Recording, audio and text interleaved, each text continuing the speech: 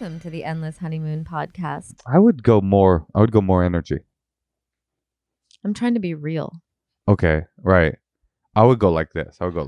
This is me being real. I would go, welcome to the Endless Honeymoon Podcast. Oh, that's okay. You try that.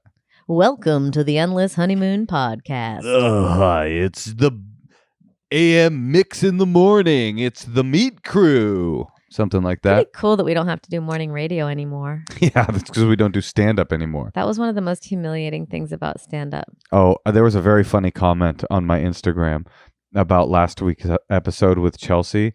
This person says, this rando, of course, says, hold on, let me see if I can find it.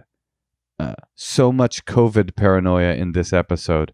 I feel bad for these comics. Comedy is going to come back, and some of the most talented voices are going to be held back by overblown fears of a viral illness that in reality poses a minute risk to their health. I mean, what does he think is... I was trying to get to the bottom of the narrative. COVID goes away. Comedy makes a triumphant return. But you, me, and Chelsea Peretti are still quarantining because we're so scared. Everybody's back to business. Society's booming. We're back, baby. Everybody's touring. All of our peers are touring, right? But you, me, and Chelsea are still on Zoom talking about how scared we are of the pandemic. Listen, life is hell. Vote for Joe Biden. That's the only viable option to vote for. It will be better in the long run and short term for the environment. It'll be better for minimum wage. It'll be better for morale. We won't have people shouting lies at us. Maybe there will still be lies, but it'll just be like we could chill out just a little bit because it'll just have someone a little like... Yeah, there'll still be lies, but they'll probably be a little bit less fever pitch. I'm just gonna say this. Listen, if you haven't made up... You're going to pretend like no one knows who you're voting for? Oh, I obviously am voting for Joe Biden. I'm not a fucking moron. And also people out there who are mad that it's Biden. Are there people like that?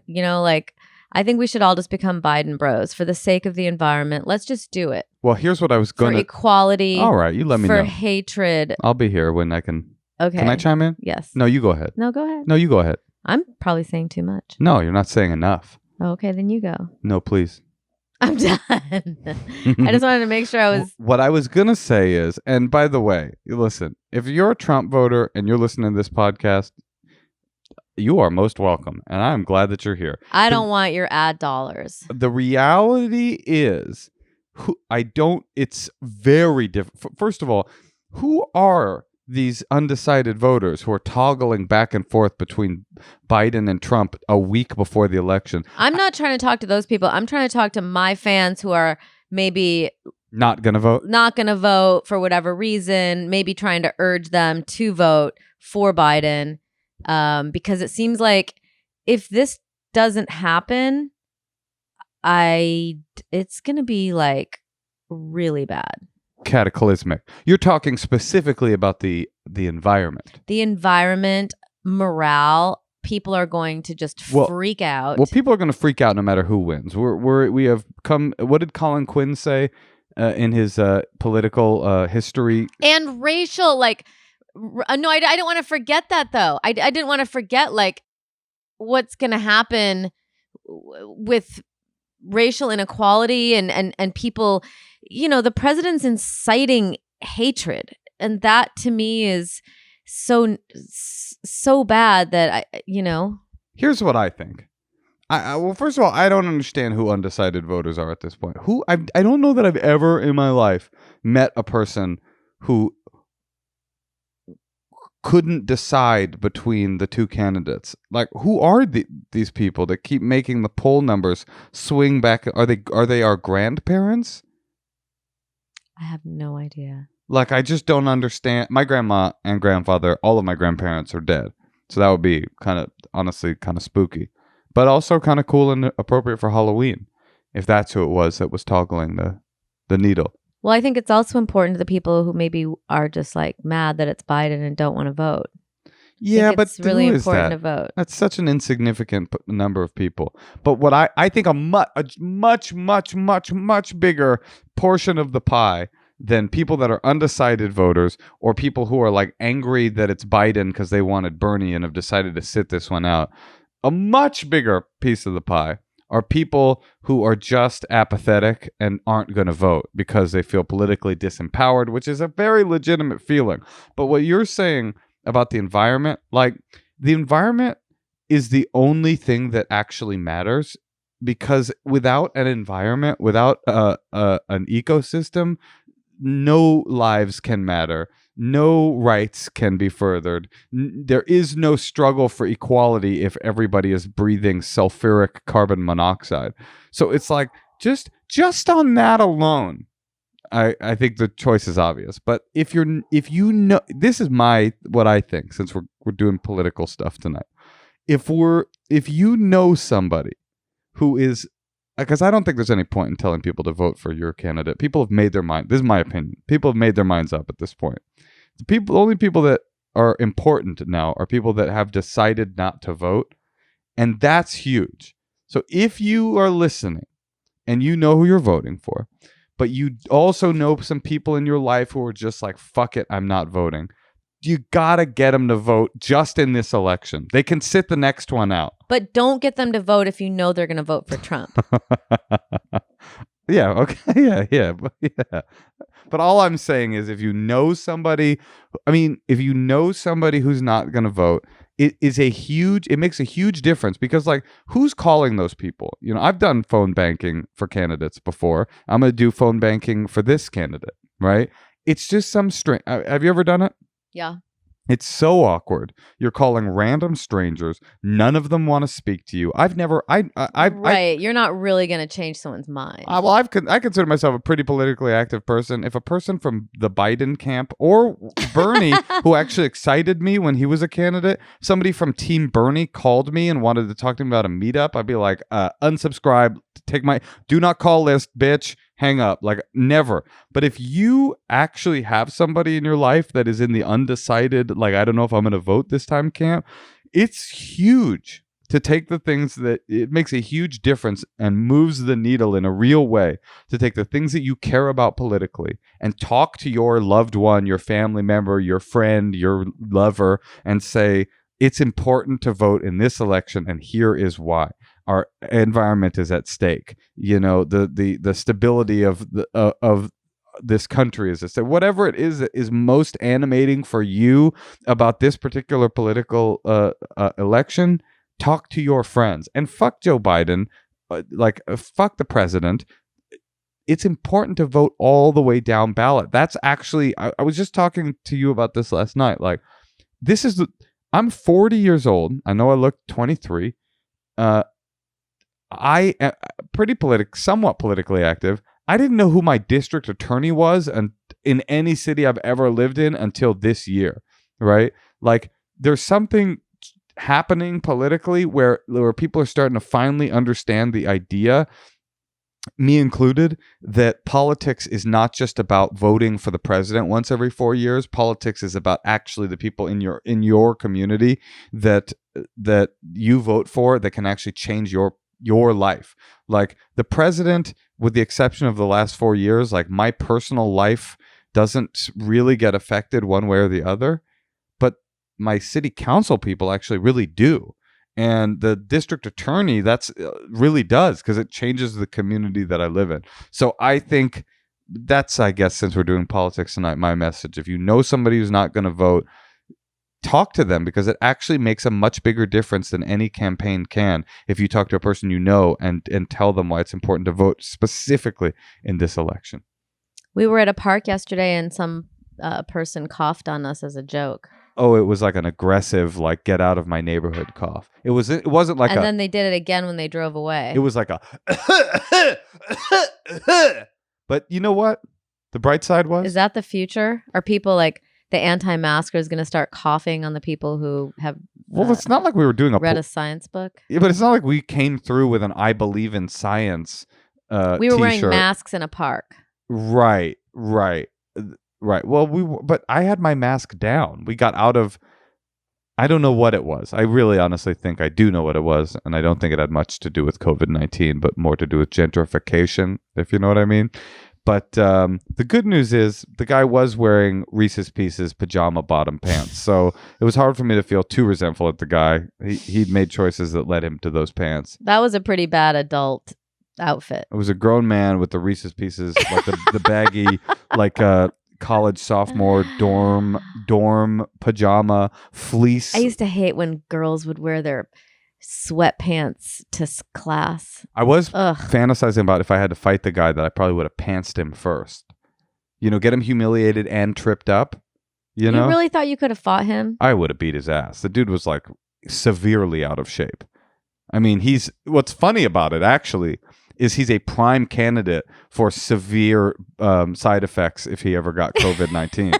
He looked very unhealthy. He looked like the type of guy who eats a 2-liter, a 1 liter of Mountain Dew for breakfast every morning. Mm-hmm. You know, he likes Faygo Monster Energy drink and like a electric raspberry vape juice with many Z's.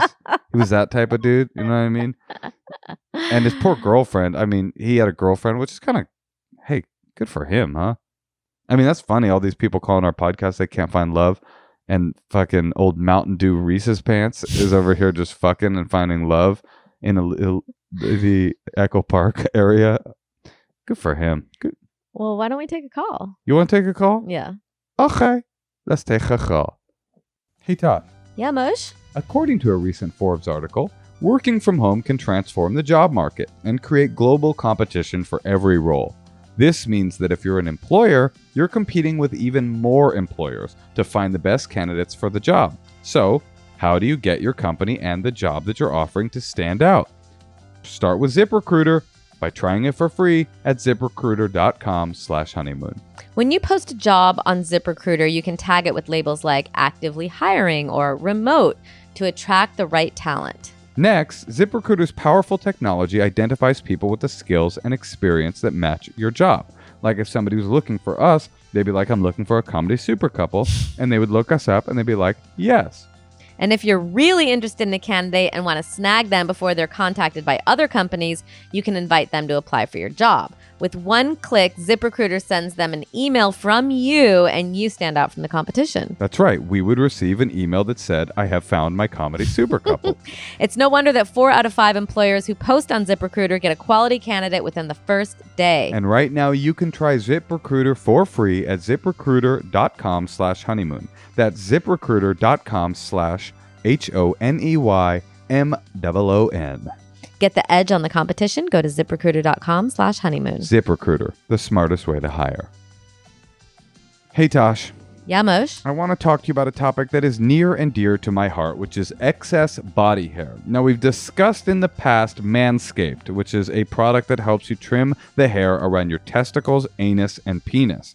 But they've just released the Weed Whacker, which helps with errant hairs in your nose and ear. And I will tell you that there's no look on a man that more says, fuck it, I've tapped out on life, than nose hair twirling out the nose. But I also know that it's difficult to find the right nose hair trimmer. And the Wow, Weed you Whacker sure have a lot to say on this topic. I'm a hairy dude. I know what's up. Take a look in the mirror. I guarantee you will see hair sticking out of your nose and you will feel like, wow, how did I get here? No, Moshe is so excited about the Weed Whacker. Weed Whacker. Intelligently contoured design enhances the trimming experience, and it is waterproof, which makes it for easy operating and cleaning. They use their proprietary skin-safe technology, which helps prevent nicks, snags, and tugs in all of those delicate holes. Men, you have to trim your nose hair. This is the only nose hair trimmer on the market with a powerful and rechargeable lithium battery that lasts for up to 90 minutes. There is nothing that says deal breaker more than nose hair, just a twirling out your nose like a cobweb in a J.R.R. Tolkien novel. 79% of partners polled admitted that long nose hair is a major turnoff.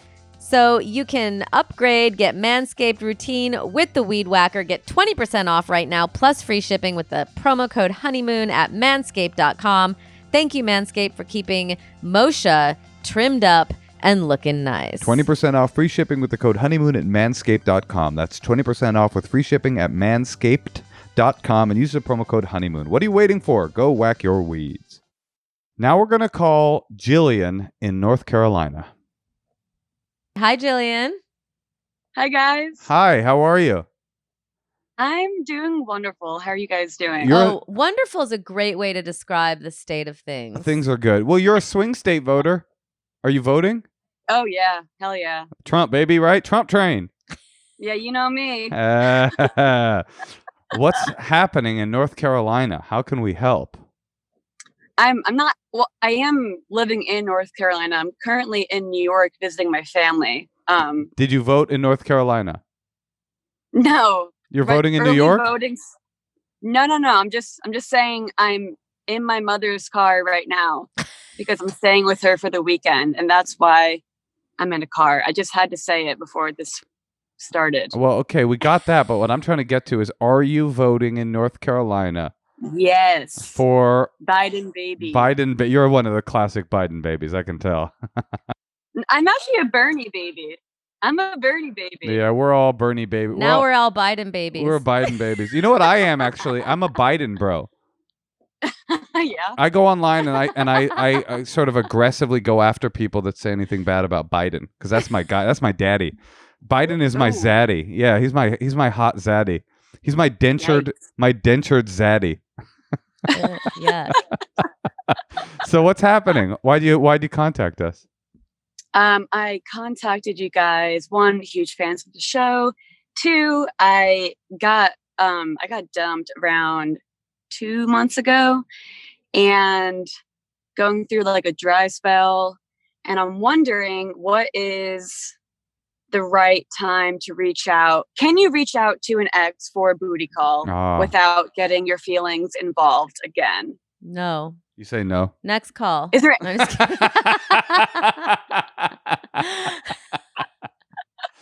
You think no, though? Well, if he dumped, are you talking about the guy who just dumped you?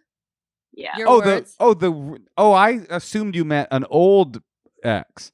You're saying you guys broke up recently, and you're thinking about hitting him up and saying, "Just come get this pro universal healthcare hot thing on you." Jillian, don't do that.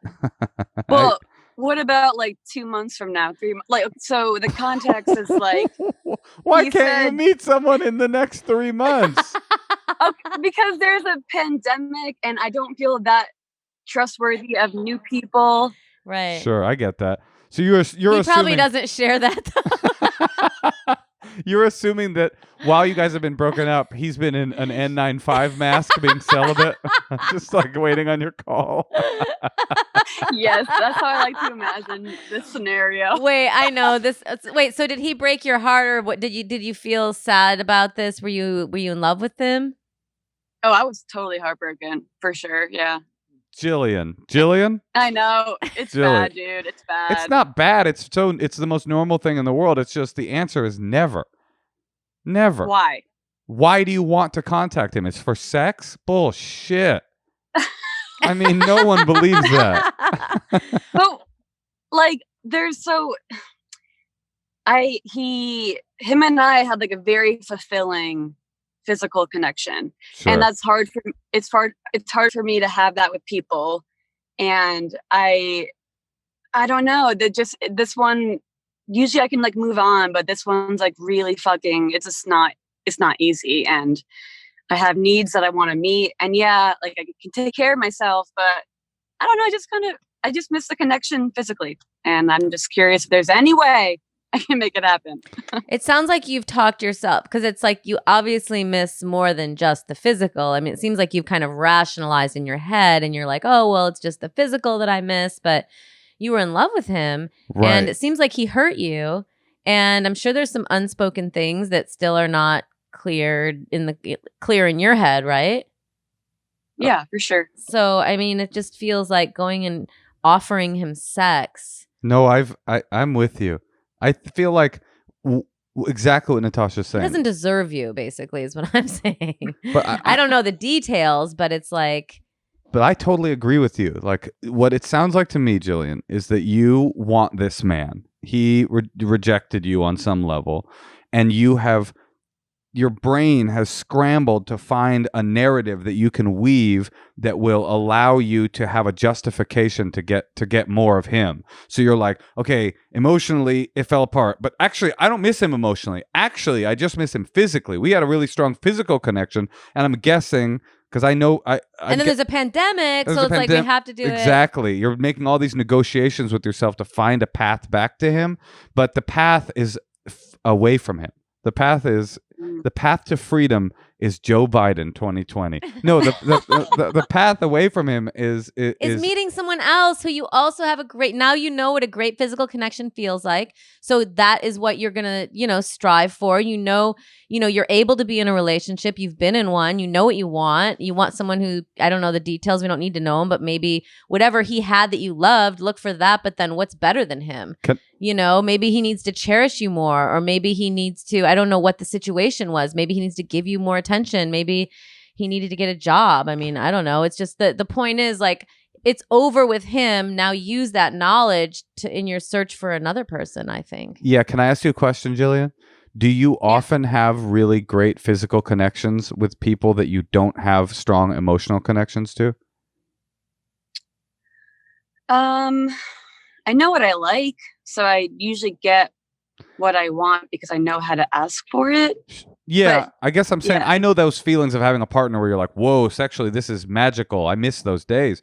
But like what it feels to me, not knowing you that well, but it feels to me like probably the fact that you had an intense physical connection went hand in hand with the fact that you had also this emotional connection as well. Yeah. So you might even be going to a well that doesn't have water for you anymore, regardless. It might not be there for you.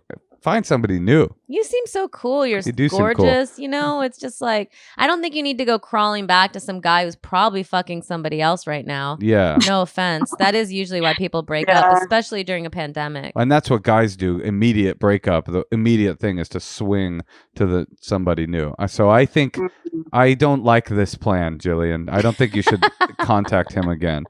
Now, why? I have a question. Why do you think like feeling like I was rejected, right? Why does that make me still want this person even though I know they don't want me? Where's the I don't get that. Well, that's a good question. Well, naturally, we always kind of want a little bit what we can't have, right?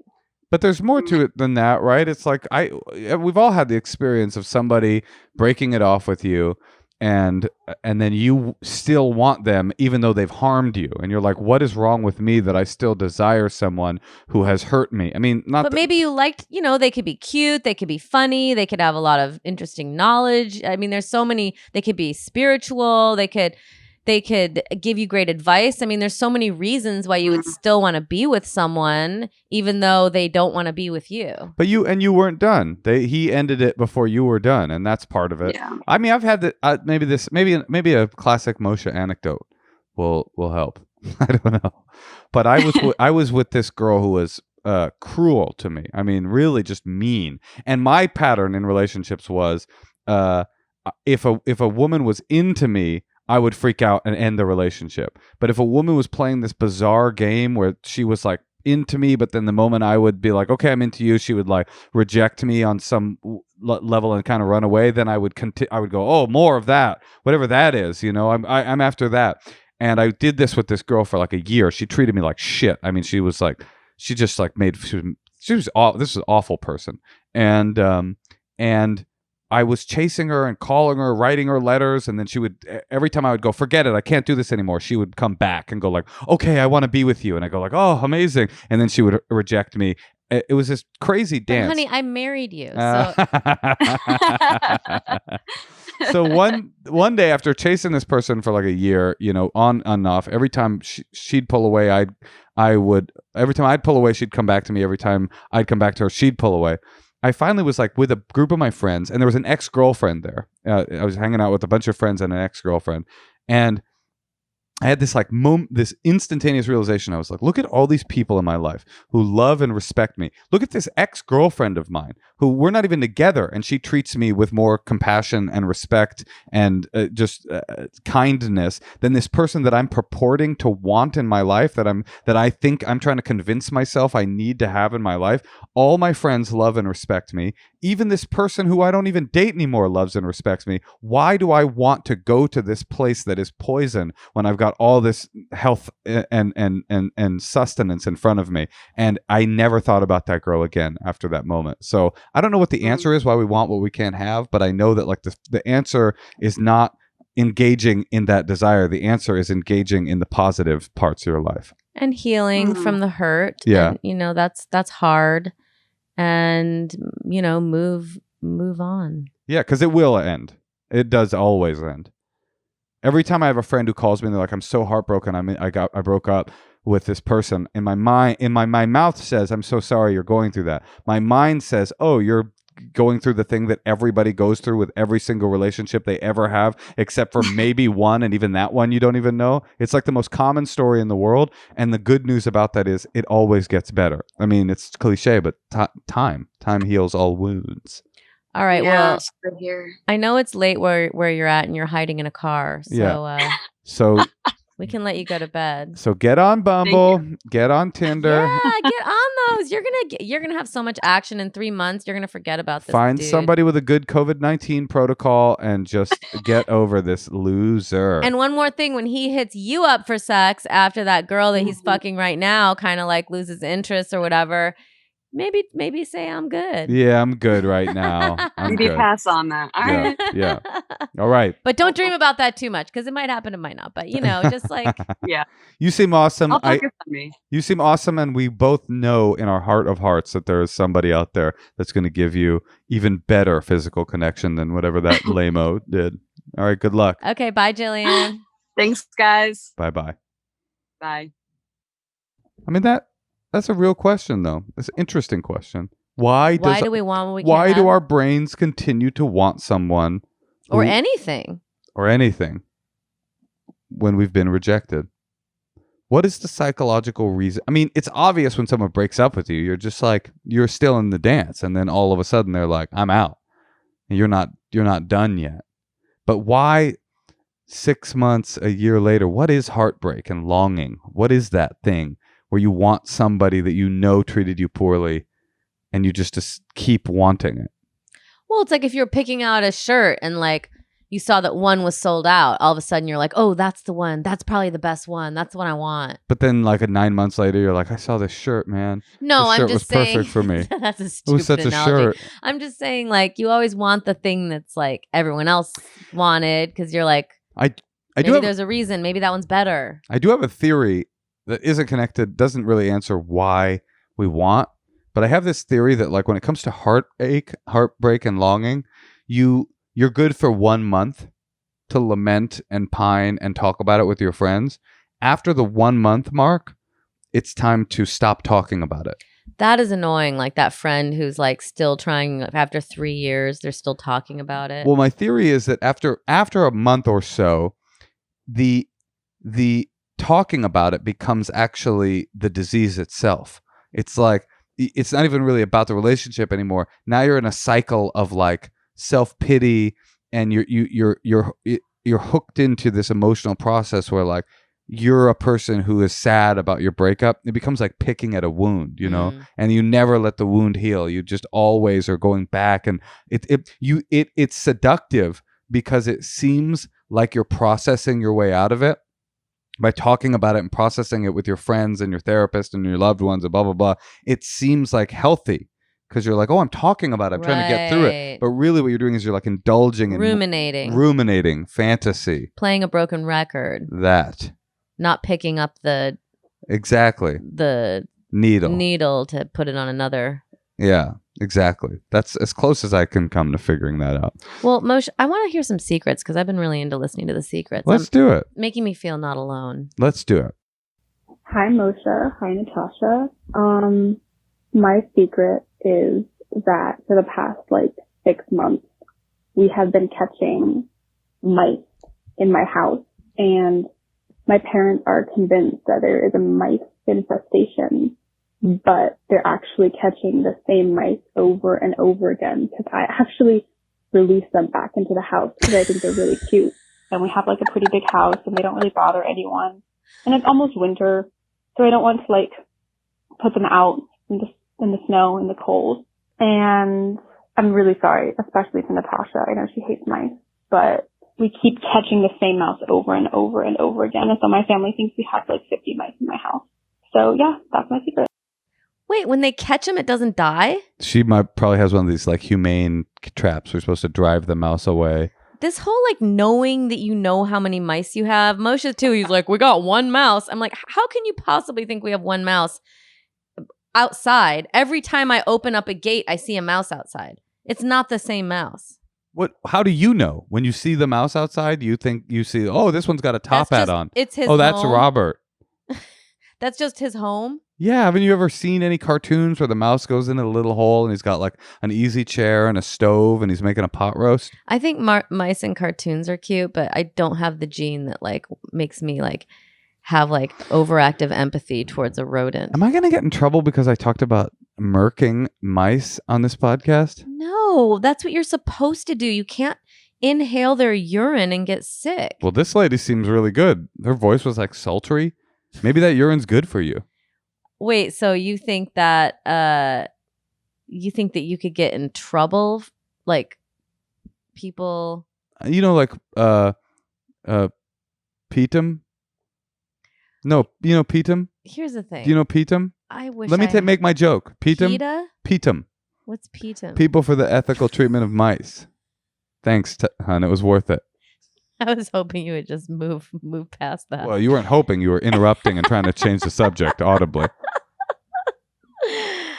Yeah, I don't have that bone in my body where I like feel bad for. I hate coyotes. I want them all dead. Honestly, I hate coyotes too, and I want them dead. I'd rather kill a coyote than a mouse, really, because coyotes are they're diabolical. They're actually, to be honest, they're wily. They are wily. Yeah, I don't know. I mean, I don't like coyotes. I want to die. Do you know this, Natasha? Coyotes are so wily that they will, a few things. They will feign injury to get a dog to come close to them and then attack the dog. They'll be like, they'll limp so that the dog's like, oh, it was a wounded coyote. Also, if you start killing them, if you start hunting coyotes in your area, their litters will increase. Yeah, it's revolting. It's wild. It's wily. Also, did you know this about coyotes? They have an indefatigable desire to chase after roadrunners. And no matter how many times they don't catch the roadrunner, they will just go back for more. If they're hit with an anvil from the Acme Corporation. I get it. Okay, good. Well, I think that girl who called in is inspiring because I wish I could be that laid back and not such like a stereotype of a woman. Yeah, she seems cool. She's capturing a mouse in a humane trap, walking around the corner, releasing it back into her house and telling her mom, we got the mouse.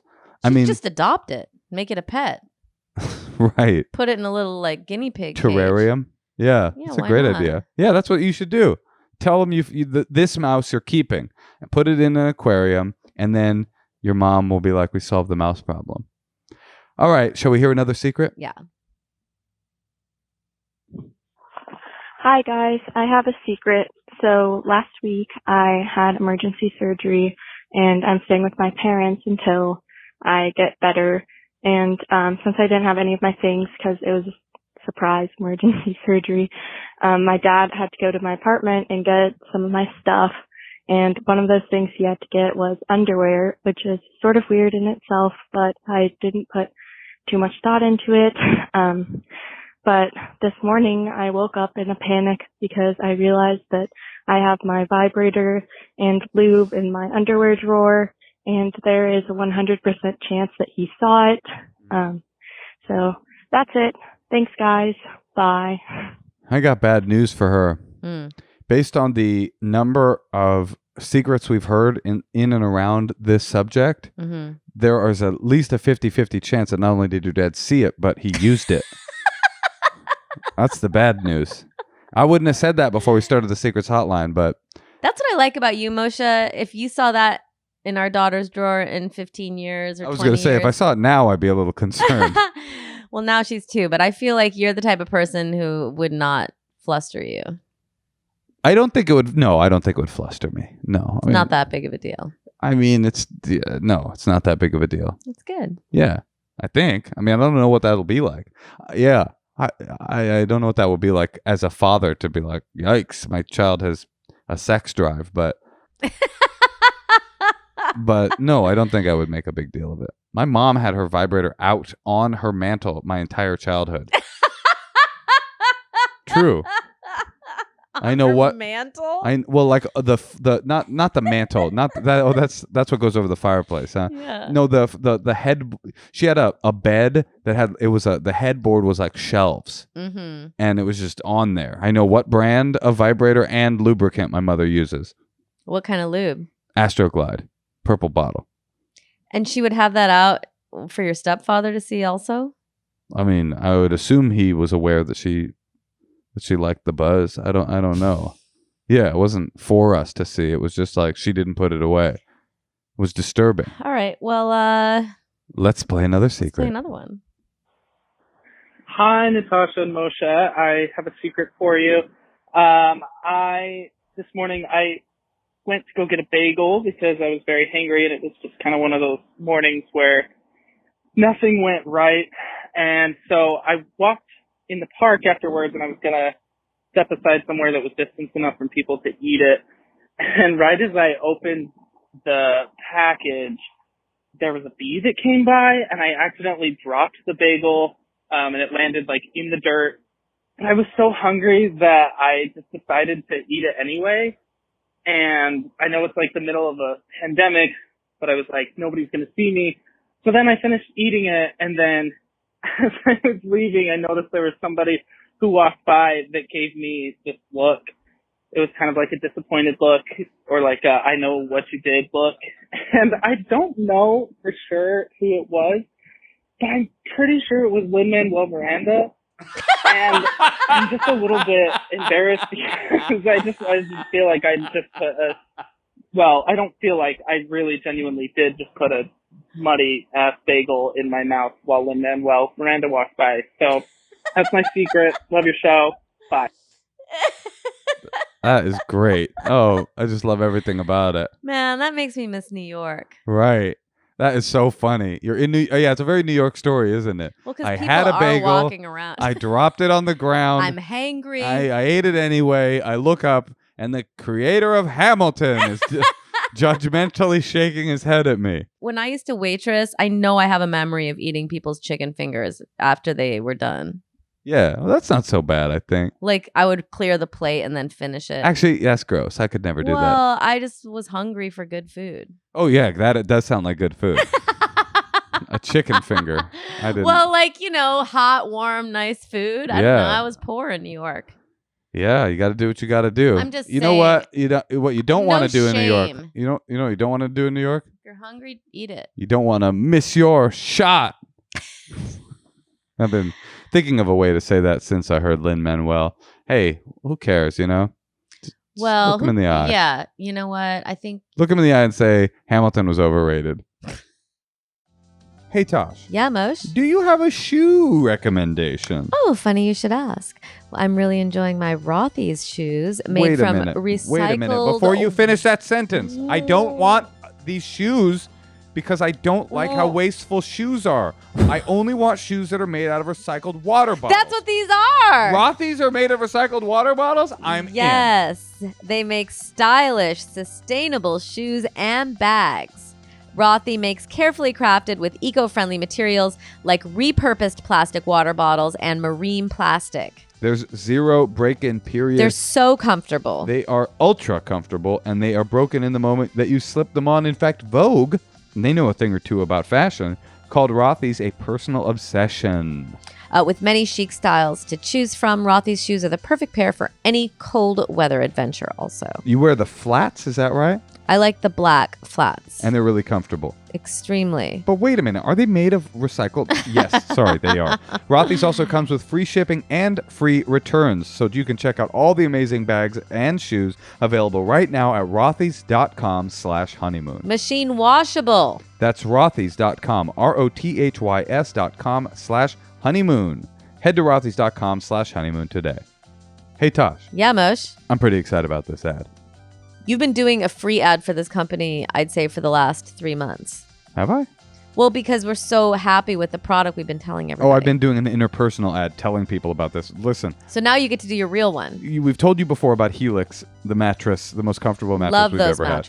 Love that mattress in a box. Well, they have another company, and it's called Allform, and they make custom-made sofas that you can design, and they ship them to you. And we got one. I think we got it sent to the house that we were staying at. To my cabin up in north, the cabin. And it's unbelievable. It's so comfortable. It's so stylish. It literally transformed the look of our cabin, the whole cabin, just with this couch. It's so beautiful, but somehow definitely, hands down, the most comfortable couch I had ever been in. And it was also like kind of petite. It was like a big couch, but like tiny. It was crazy. I love it. It's the easiest way. It's Allform, and it's the easiest way you can customize a sofa using premium materials at a fraction of the cost of traditional stores. That's right. Not only was this the coolest couch and the most comfortable couch we've ever been on, it was also incredibly affordable, and it was super high quality. They've got armchairs, love seats, all the way up to an 8-seat sectional. So there's something for everyone. You can always start small. Buy more seats later on if you want your Allform sofa to grow and change when you move. You can pick your fabric, and it's spill, stain, and scratch resistant. We have 3 dogs, and there were 5 kids, and they're not kidding when they say spill, stain, and scratch resistant. This couch looked as good when we started on it as it did a month later. It looked brand new, and I'm sure it's just going to keep looking brand new. Easy to set up, looks extremely expensive, wasn't that expensive in terms of couches. Couches can be like insane. And they ship it straight to you, to your home with fast, free shipping. In the past, if you wanted to order a sofa, it could take weeks or months to arrive, and you need someone to come and assemble it for you in your home. Allform takes just 3 to 7 days to arrive in the mail, and you can assemble it yourself in a few minutes. No tools needed. We did it. It was easy. They even offer a forever warranty, literally forever. So find your perfect sofa now. Check out allform.com/honeymoon. If you're freaking out and you think it sounds a little risky to order a sofa online, you don't need to worry. They give you 100 days to decide if you want to keep it. That's more than 3 months, and if you don't love it, they'll come pick it up for you and give you a full refund, but you won't, because honestly, this is the coolest couch we've ever owned. Allform's offering 20% off all orders for our listeners at allform.com/honeymoon.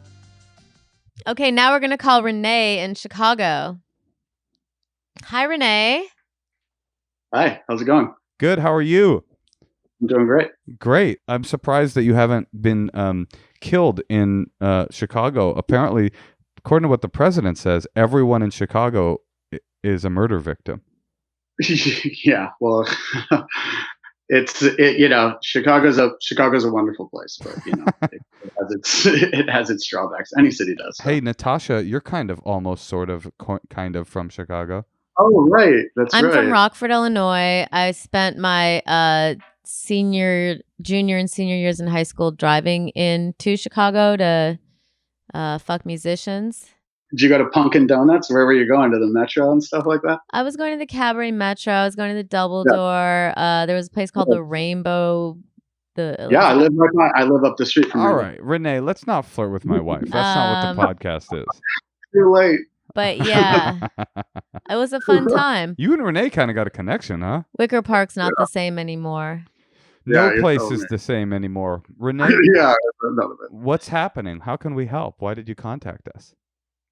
Well, so I've been, dating on and off here in Chicago. I've lived here for 25 years. I grew up in the suburbs, and I've been dating on and off for years. I'm currently single.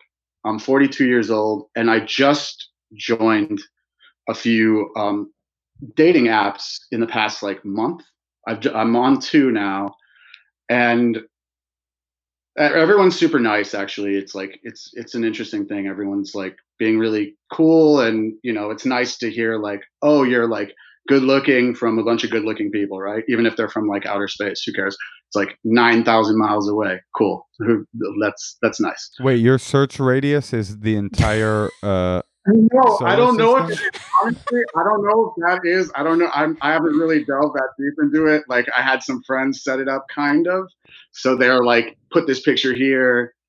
This is like what's up, right? But are people so I just contacting you from out of state? yeah, out of state. Like I think okay. So basically, when you're put on one of these things, one of them specifically, it's called Scruff. You're like added if you're like new meat, basically. So they're like, oh, check this dude out. He's like, he's hot, right? So it's people from no joke. You're gay?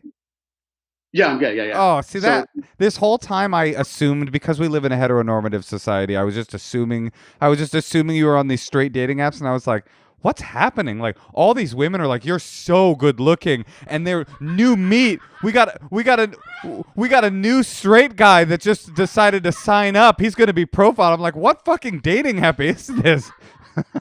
wait. So this makes much more sense, Renee. Okay. Okay. Boys are easier, yes, or whatever.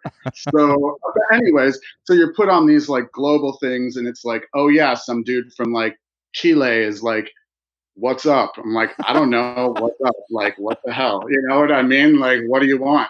Or there's like 19-year-olds that are like, hey, daddy, and I'm like, what? I'm confused as to like that part. But then also when you're talking to nice people. Oh, let me clarify that. He doesn't mean that he thinks you're his father. He's saying like you're a hot older man, and he wants, there's like a playful role play. Yeah. Oh, you ever heard of yeah, did that clarify some of that confusion for you? Some of your listeners. Okay. Yeah, exactly. But it's like I don't know. There's like etiquette that I'm not really sure of. I'm not like, some dork out here. I've been dating for a while, but like I'm just not sure of this exact etiquette. And it's obviously, in COVID times, it's completely different because it's even like, sorry to keep talking with my hands, but it's completely different, like meeting up with people and doing all of that stuff. I'm like, all of the etiquette's out the window, and I just don't want to be here like wasting time texting some dude about nothing. I have a question, Renee. What's the end goal to these? Is it to have phone sex with some of these guys? What? I don't know. Oh, because of COVID, you mean? Yeah, like why is someone in Chile hitting him up? Like, what's the end goal for you two? To meet at some point? I guess that is the end goal. I'm not sure. I think it's actually way more social than I thought it was going to be, because like I've talked to guys about like, degrees. I've talked to them about my past, and it's just like really. But you probably already have a bunch of cool friends that you can talk to, right? I do. Yeah. So I'm not trying to like waste time on that. But I feel strange being like, I don't want to waste time on here. What the hell do you want? But sometimes it's like, that's the vibe. Well, okay. So what the hell do you want, Renee? Why'd you sign up for the app? I don't quite know what your question is, but what is your question specifically? The question specifically, I guess, would be like, all right, so I'm like talking to this person that I think I like. I've met up with them once safely, and we've talked for a couple weeks. And what am I supposed to like get off of this app now? He'll see if I'm on there. You know what I mean? He'll see if I'm on these apps and like this. So like that seems disrespectful in just like my old head, I guess. You know what I mean? Like, but you only went on one date with them. Well, I've only been on one physical date, but I've talked to him for a minute, and that's kind of like dating now. So you're Renee. What you're after, and the reason you signed up for these apps is you're kind of like looking for love a little bit. Yeah, sure. Right. So is that right? I mean, I'm looking. Yes. Yeah. So I would approach. I'm keeping it open. Why put myself in a box about this stuff? So right. I mean, yeah, you're many things. You're a zaddy. You're fresh meat. You're a you're a Chilean. You're a Gemini. Right. You're a Chilean treat. You're all these things. No. Yeah. Right. I think I understand what's happening. I think like, okay, so you're like, you say you're 42. Yeah. And this is your first toe dip into apps, right?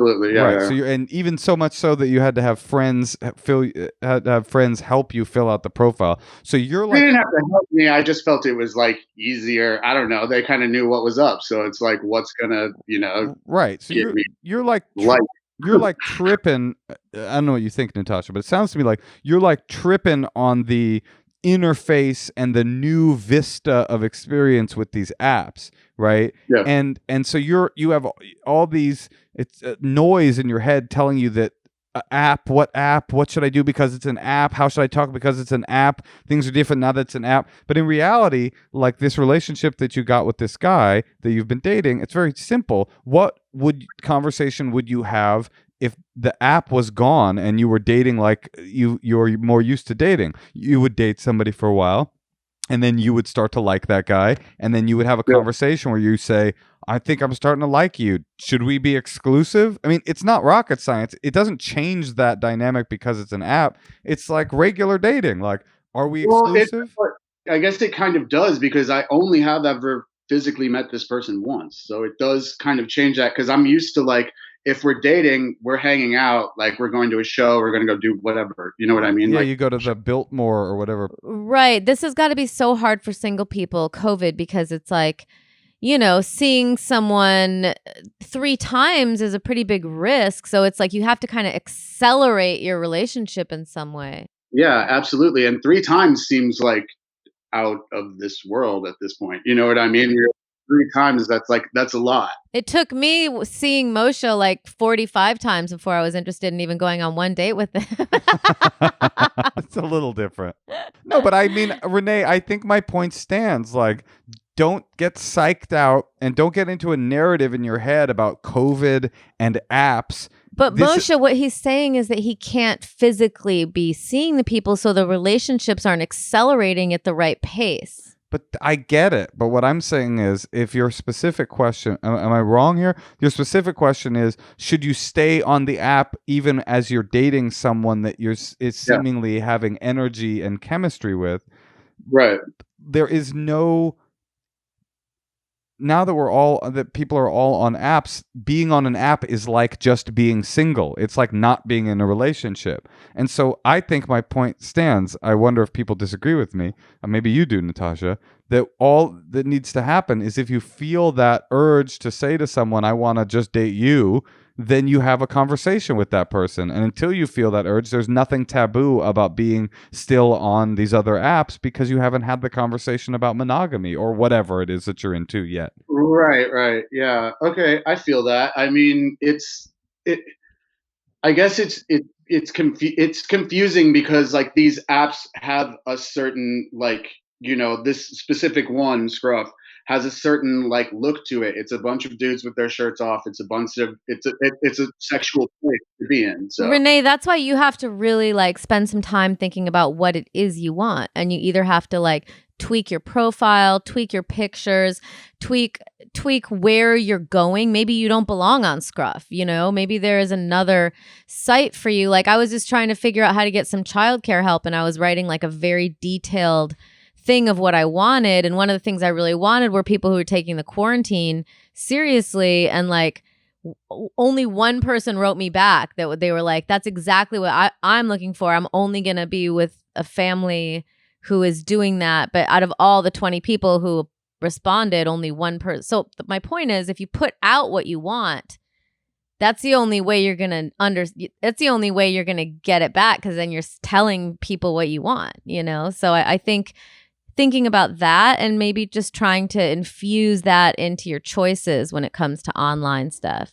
So wait, if I understand you correctly, Natasha, you said a lot of really good stuff there, but it sounds like you're telling Renee to find a man on care.com, the nanny site. I think that's what... I'm on a different one that's like way less, I don't know, like sexual, I guess. It's called Hinge, and it's just kind of like very vanilla, which is like fine, but I was like, no, this isn't really even what I'm looking for either. I don't know. Also, I was just going to suggest like still doing some of the old stuff, but then I realized like, it's real. How hard would it be to go out and like meet people at a social distance kind of gathering with half their face covered? Well, they could walk. They could walk 12 feet away, pull it down real quick, and then pull it back up. Oh, right. Wait, Renee, Yeah, no. I think I have an idea. I think I have an idea. This is what it sounds like to me. Again, not knowing you very well, it sounds like you're a little bit like old school and traditional. Like you're a little bit more sort of like straight laced or whatever. But also, there's things about the Hinge subculture within that app that are kind of like fun and exciting for you, right? Not Hinge, Scruff rather. The Scruff subculture that's kind of fun and exciting. And you found somebody there. You've seen them. Is there? I just had this idea. Is there a possibility? I bet there is on Scruff to dim, like to not cancel, but to dim your membership to like. Yeah, but that seems shady. No, that seems shady. No. This is what I'm saying. I would know it. Hold on, before we get I'm not suggesting shade. I'm saying you dim it and then tell this guy, look, this is a little weird. I barely know you, but then at the same time, I kind of do know you because COVID has made everything so weird. I didn't know whether to get off Scruff or not, so I decided to like dim it. I'm not active on it. And I'm going to see how things play out with us. I'm not saying we need to be boyfriends. I'm just saying for now, I've turned that off and I'm going to see where things go with you. And if he freaks out, that's great information. And if he's like, I love that, that's also great information. But he might not even want that, Renee. But do you want that? This dude actually proposed that already after meeting once. And I was like, okay, but that's cool. That's what's up. I'll think about it. I'm just like, thinking about it because I'm only 2 weeks deep on this app that everyone's telling me I'm hot, and I know that will like end in a minute. You know what I mean? But it's like kind of dope. Like, is that how Scruff works? That you're like hot for a while?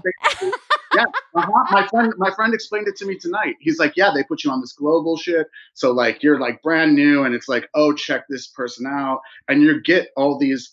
They're called woofs, basically. Woofs? So you get all these likes. Yeah, you get all these likes that are just like, oh, what? Who are these people? These people are like aliens. One dude hit me up and I was like, you're a robot. There's no way you're not a robot. Who are you? Like this. And then they're just appealing to your vanity to get you to spend more time on their stupid app. No, but it's real people. Or you think it's fake, like fake profiles telling people? No, but I just think the whole thing with the hearts and the messages and. But as a side note, Renee, there's a lot of men out there, both gay and not gay, who are dealing with some serious self-esteem issues, especially in COVID, because mental health is really tricky right now. So I'm going to go ahead and recommend that everybody, straight or not, sign up for a Scruff account just to get a couple of weeks of just self-esteem boost. Don't flood it in. I don't need any random people in there. Yeah, there's already a bunch of married people in there. I'm like, I don't know about this. This is like a lot to deal with. I love the idea of a straight guy who just needs a little pick-me-up signing up for a Scruff account. Like, just a little. It really works. It's really like, oh shit, because like whatever. That's cool. I don't know. I think you have to just really go into your dating life like seriously and like really kind of go the extra mile whenever you can and really put it out there energetically that you know this is something you're going to focus on and tweak absolutely. it and just keep doing it and don't be lazy. Like if you like try to like that's I mean pre-COVID I would be like make sure to go to the party or go to the thing or even if you feel like staying home you just kind of have to force yourself out there into the world when you're really getting to that feeling where you want a partner, I think. Yeah. Or make yourself do things you don't want to do. Yeah.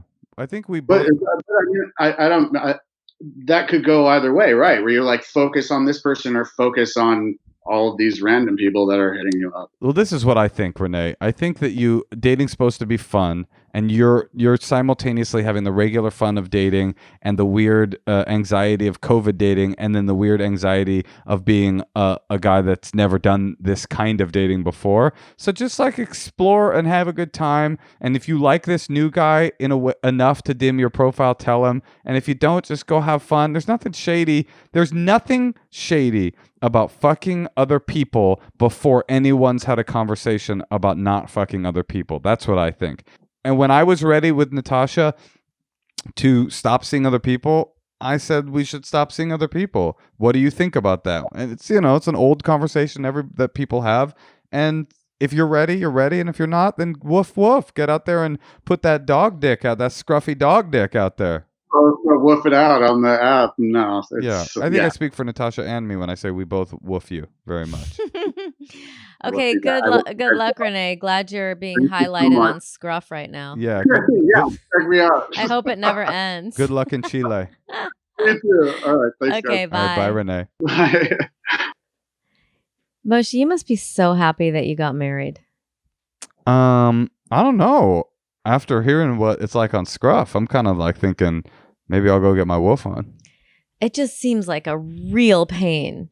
But, I do think because what happens, you have sex with people and then you're not interested in them and then you've like wasted your COVID thing.